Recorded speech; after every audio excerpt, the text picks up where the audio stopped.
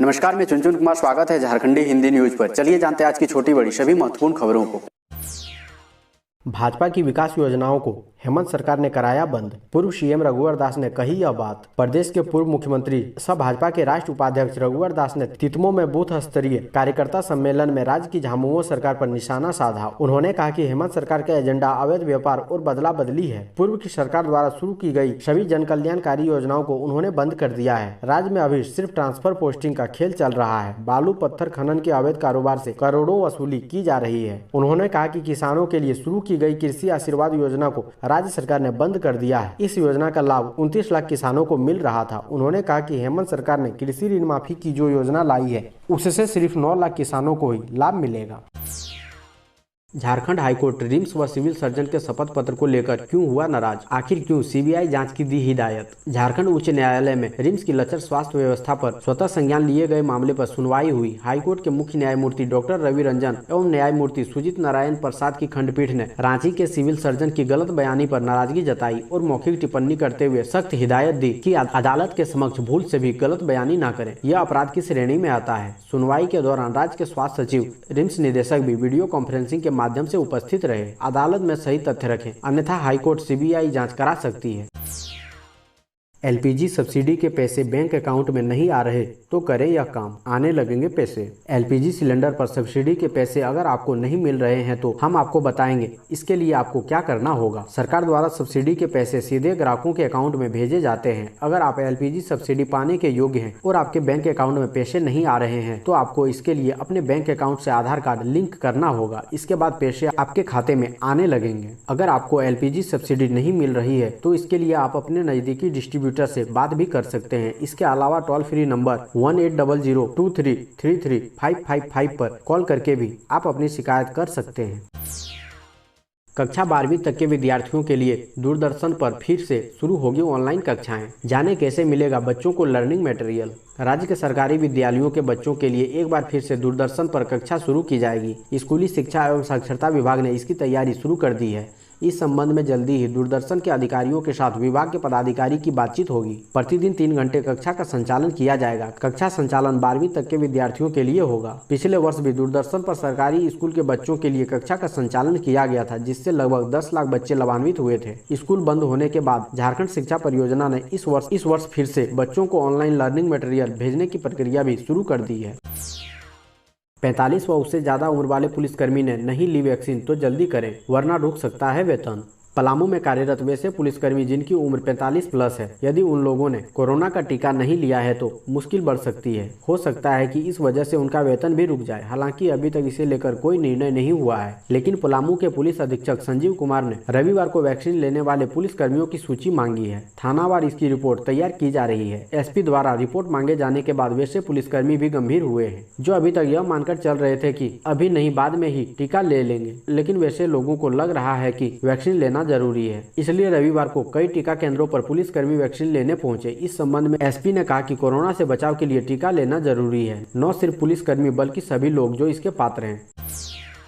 झारखंड बिहार में पहली बार साक्षी कब्रिस्तान में बनेगा अत्याधुनिक भवन। मुस्लिम बच्चों को निःशुल्क दी जाएगी तालीम। साक्षी स्थित कब्रिस्तान को नया लुक दिया जाएगा। 3 मंजिला भव्य भवन बनेगा। इसमें आधुनिक सुविधाएं होगी। निर्माण पर करीब 90 लाख रुपए खर्च होंगे। निर्माण कार्य इसी महीने शुरू होकर 1 साल में बनकर तैयार होगा। कब्रिस्तान कमेटी के अध्यक्ष जवादुल हसन ने कहा, झारखंड बिहार के इस भव्य भवन में बच्चों को मुफ्त शिक्षा दी जाएगी। रेलवे को कुछ पता नहीं।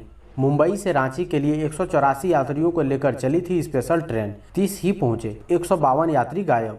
रेल और जिला प्रशासन की बड़ी लापरवाही से मुंबई से रांची आ रही स्पेशल ट्रेन के 154 यात्री रांची पहुंचने से पहले ही गायब हो गए। यह ट्रेन रांची स्टेशन पहुंची तो मात्र 30 यात्री ही सवार थे, जबकि रेलवे द्वारा जिला प्रशासन को 184 यात्रियों के आने की जानकारी दी थी। इसी के अनुसार जांच की व्यवस्था भी जिला प्रशासन की ओर से की गई थी, लेकिन धनबाद डिवीजन के निमिया घाट स्टेशन पर बिना किसी जानकारी के 1.5 घंटे ट्रेन को रोक दिया गया। जब यात्रियों को जानकारी मिली कि गोमो, बोकारो और रांची स्टेशन पर कोरोना की जाँच की जाएगी तो यात्री ट्रेन से उतरकर भाग गए।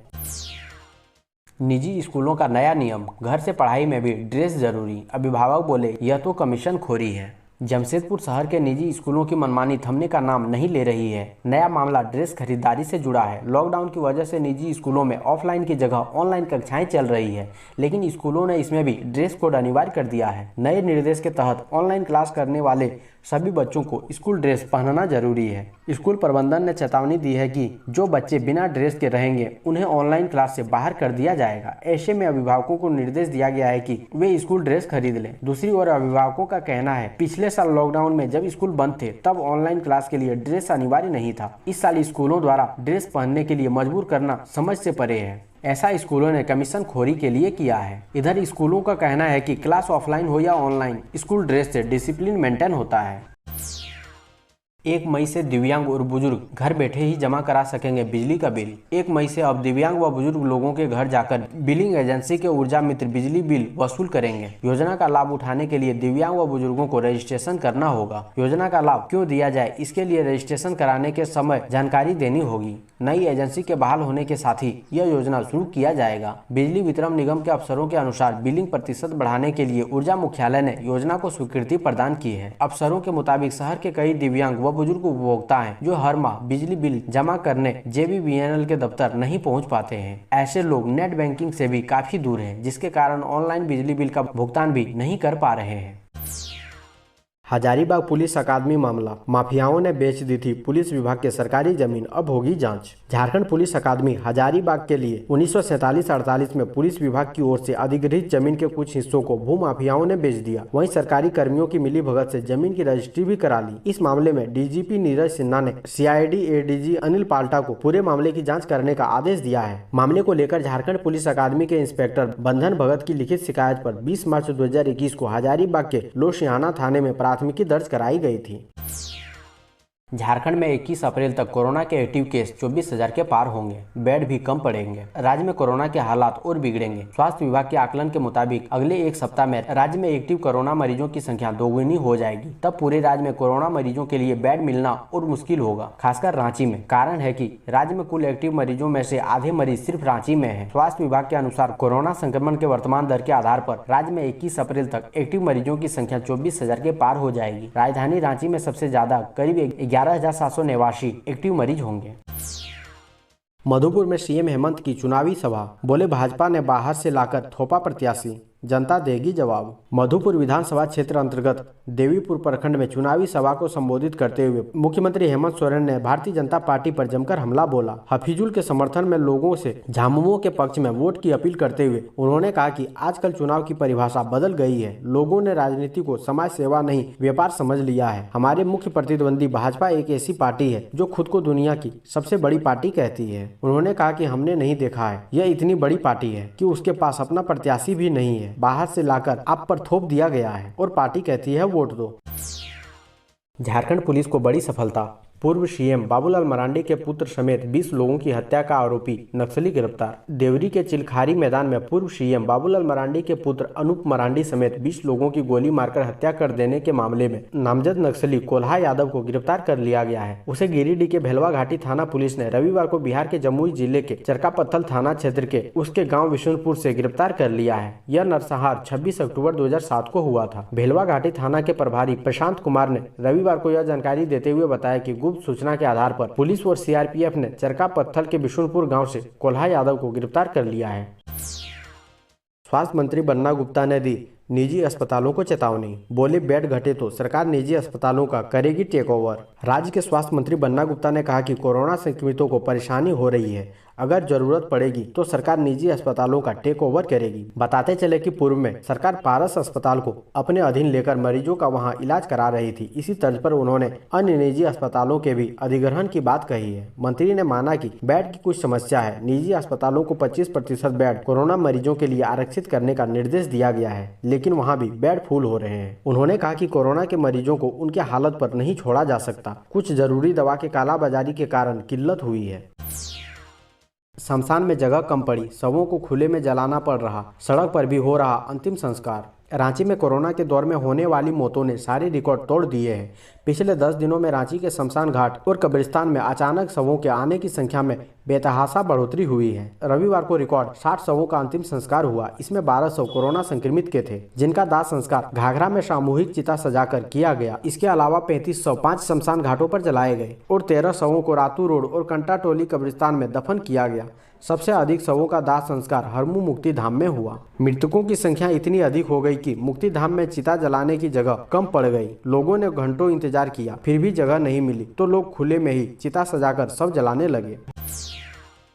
धनबाद और गोमो आने वाली स्पेशल ट्रेनों पर प्रशासन की पैनी नजर। एक एक यात्री का होगा कोविड टेस्ट। जिला आपदा प्रबंधन प्राधिकार धनबाद द्वारा 13 अप्रैल 2021 से धनबाद जंक्शन एवं गोमो जंक्शन पर विशेष ट्रेन से आने वाले सभी यात्रियों का 100% कोरोना जांच कराने का निर्णय लिया गया है। इस संबंध में उपायुक्त अध्यक्ष जिला आपदा प्रबंधन प्राधिकार धनबाद उपायुक्त उमा शंकर सिंह ने बताया कि विगत दिनों में पूरे देश में कोरोना संक्रमित मरीजों की संख्या में बढ़ोतरी दर्ज की गई है। इस बढ़ोतरी को देखते हुए बहुत सारे राज्यों में आंशिक लॉकडाउन लगाया गया है। साथ ही प्राप्त सूचना अनुसार अन्य राज्यों से आने वाले लोगों के लिए भारतीय रेल द्वारा विशेष रेलगाड़ियां का संचालन किया जा रहा है। तेजी से स्वस्थ हो रहे कोरोना से संक्रमित मरीज, एक सप्ताह में 182 को अस्पताल से मिली छुट्टी। धनबाद जिले में एक और कोरोना वायरस का संक्रमण लगातार पांव पसारता जा रहा है, तो दूसरी ओर इसके ठीक होने वाले लोग भी बढ़ रहे हैं। सोमवार 5 अप्रैल 2021 से रविवार 11 अप्रैल 2021 की अवधि में कोरोना संक्रमण को मात देकर धनबाद जिले के विभिन्न अस्पतालों से 182 व्यक्ति स्वस्थ होकर डिस्चार्ज हुए। इस संबंध में उपायुक्त सह अध्यक्ष जिला आपदा प्रबंधन प्राधिकार धनबाद उमा शंकर सिंह ने बताया कि सभी कोविड केयर केंद्रों एवं कोविड अस्पतालों में उचित चिकित्सा व्यवस्था सुनिश्चित करने के उद्देश्य से लगातार निरीक्षण कर कार्यों की विस्तृत समीक्षा की जा रही है। उन्होंने बताया कि संक्रमण के नए स्ट्रेन में पहले की तुलना में ज्यादा मरीजों को ऑक्सीजन सपोर्ट की आवश्यकता पड़ रही है।